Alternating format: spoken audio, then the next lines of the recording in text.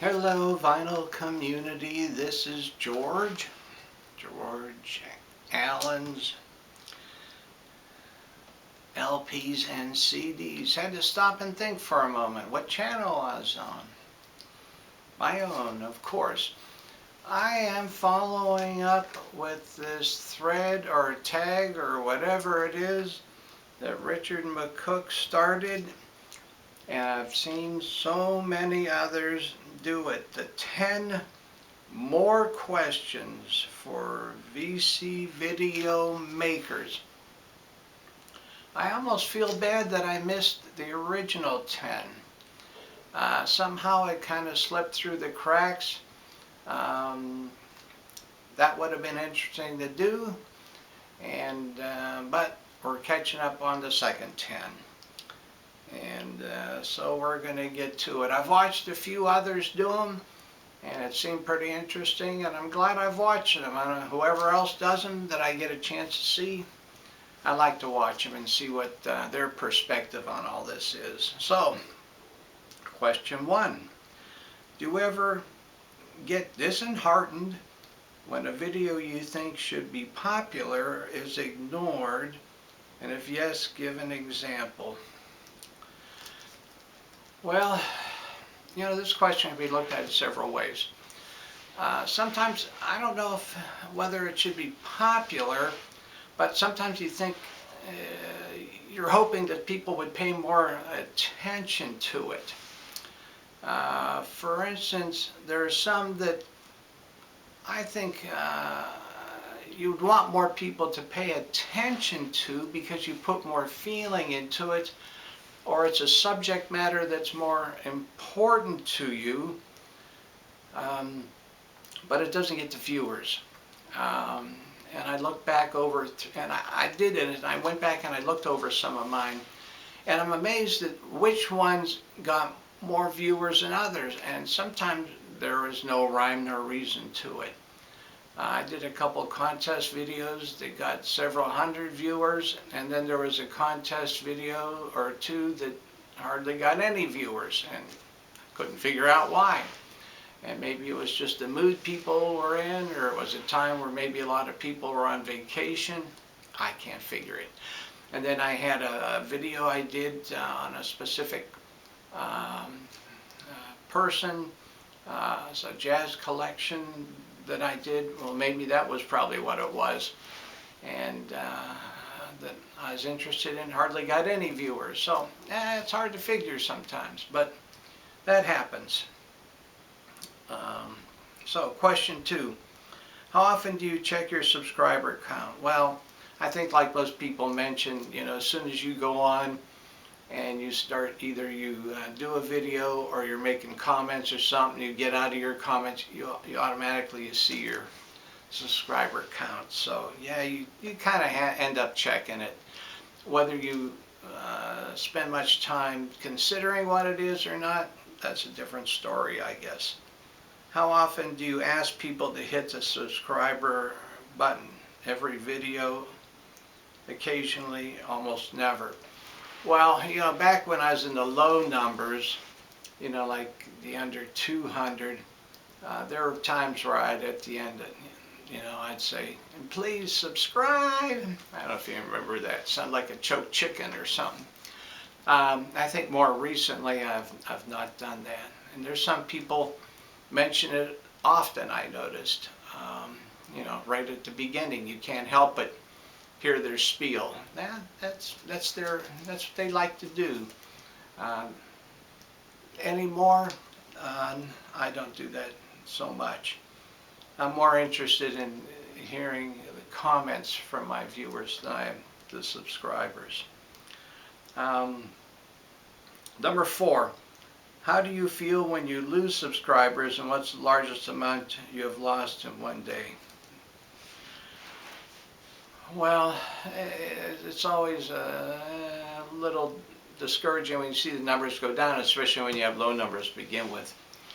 But it's just, there's some people start channels, stop channels.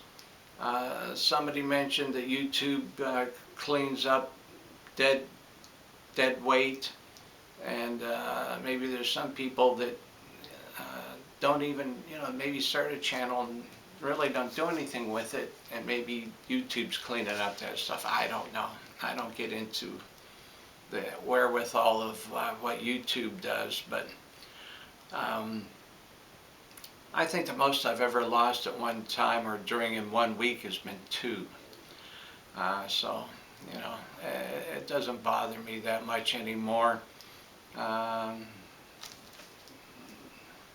That's what it is, Number 5, how do you feel when people comment on your video and they obviously haven't watched it? For example, a comment comes in for a 15-minute video 1 minute after you have it, after it's been uploaded. Well, I don't pay that close attention, so I don't know. Some people, because of the notification button, they know it's up sooner than I think I know it's up. But, this is the reality of it. I checked YouTube's analytics, and aside from this specific question, there's very few people watch entire videos to begin with. They only watch maybe a small portion of it, and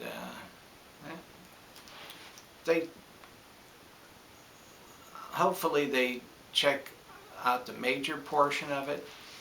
But if they just get a notification of videos up and just put a little blurb, say, "Hey, great video, buddy," I don't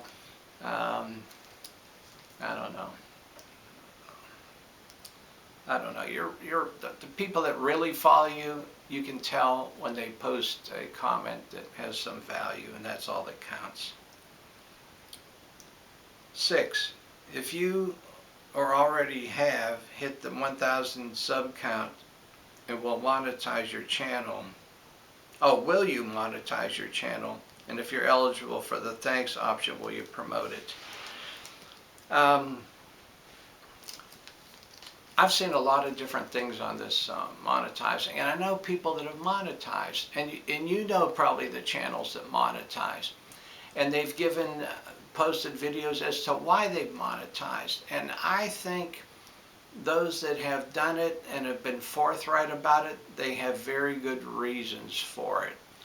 And not to spend a lot of time on it, but if you have a general interest in making some sort of career out of it, that's wonderful. For instance, like this. I took drum lessons. I was in the orchestra when I was in high school. I got out of college, I was in a few bands. But the reality was George was not that good a drummer. I knew that I had limited talents, so I veered away from it. Now, I had a couple friends, along the way that were excellent drummers, and they could make a career out of it. They taught it. They were in professional bands. More power to them. There are some of us in the vinyl community that could make a career out if they want it. They want to monetize their channel. They want to get into writing about, music. More power to them. That's wonderful. They can make a career out of it. It's no different than somebody into sports.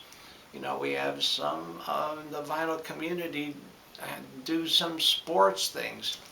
That's great. I may not watch those videos, but they want to do them. They get an interest.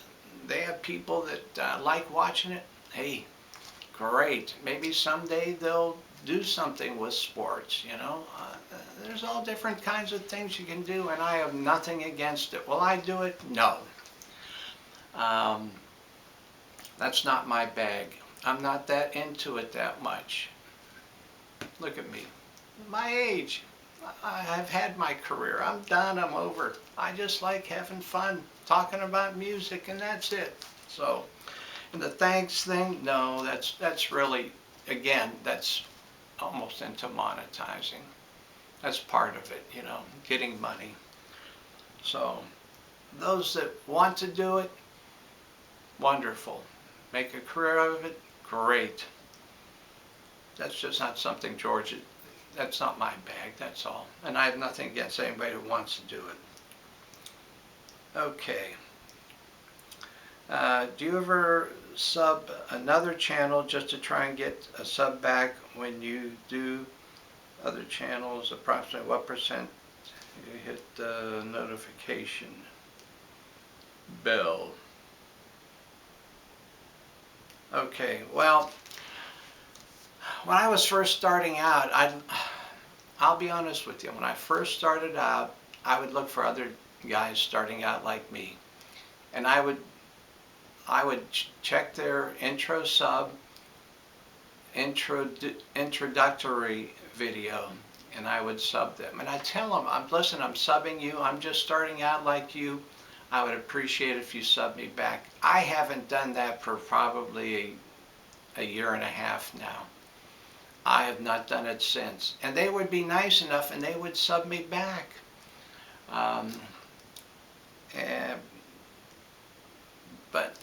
And now when I have a contest, like recently I just had a contest go for 400, and there are a couple folks, I think mostly guys, that new ones that subbed me, be part of the contest, and they were not subscribers, and I did, because they subbed me, I subbed them back. So I got a lot more people I'm following now.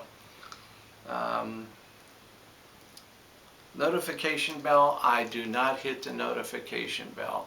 I got that list like all of you do on the left hand side of the screen, and I go down that list and I try and get back and follow as many as I can. But there's a lot of them there, and I try and hit the ones that to me are the musical taste closest to my taste. How long do you think is an acceptable time? Oh, this is question 8. Acceptable time to wait before replying to a comment. If you reply to comments. Well, certainly I reply to comments. And if at all possible, I try and do it within an hour to 2-3 hours. It depends, you know, if for some reason I'm out of the house all day, the wife wants to go shopping or go here or there, maybe it's 4 hours. If somebody comments late in the evening and I don't get on the computer till mid next morning, maybe it's 10 hours, but I try and do it as quick as I can. I love the people that comment, especially when they give music suggestions. Just recently with the soundtrack one, I had a couple people made some soundtrack comments and suggestions about some soundtracks that I forgot about, and I'm going to be looking them up. So I love the comments. Do you like record store day? And if so, after buying record store items, do you feel the need to show them immediately in the car after leaving the shop, store, or can you wait to get home and open them before showing them? Okay, this is my thought on record store day. I live in Hopkinsville, Kentucky. We do not have a record store in Hopkinsville, Kentucky. Closest one is Nashville, down by Randy Weaver. I'd have to go stay with Randy Weaver overnight to be able to go to record store day. So record store day is not an issue with me. I wish I lived in a town that had several record stores. That would be totally different. There are some record store day records I wouldn't mind getting sometimes, but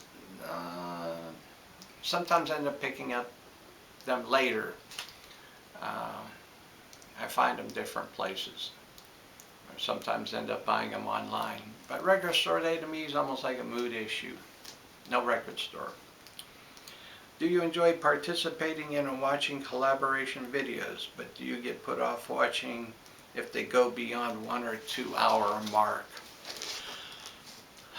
I like collaboration videos if they're 10 to 15 minutes and they're 2 people.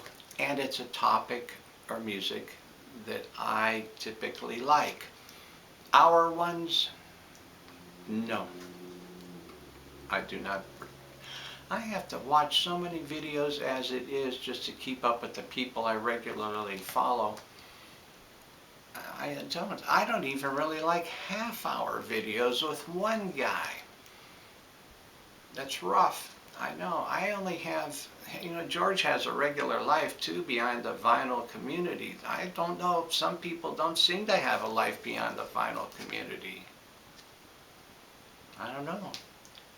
So no, these collaborations that go on for an hour, hour and a half, that's not my cup of tea. There are people that like doing them, and obviously the people that do them love to do them. That's fine and dandy. That's the thing about the vinyl community. It is very diverse, and there's stuff for everybody. That's just not mine. Bonus question: do you check your previous video to make sure you are not wearing the same shirt? Well, guess what? One thing I do is sometimes I even wear the same shirt, but I got like 24 t-shirts that are all different colors, designs. I got a bunch from Downbeat magazine. I got them for record labels, I got my Procol Harum shirts, so I can wear the same shirt here and different shirts underneath. All kinds of color combinations. I try and mix it up. That's it. That's all the questions. I hope I didn't offend anybody. This was just meant for us to pique our brains as far as what we do and learn from each other, and I've learned from everybody, so we'll see what's coming up next. Okay, folks, thank you very much. I appreciate it. My contest went great. I picked up a bunch of new subscribers, and hopefully they'll stick with me and enjoy my videos. Always, always, if you have a comment, suggestion, leave it. I'll respond to it, because I like to comment on my comments. Thank you very much. Have a great week.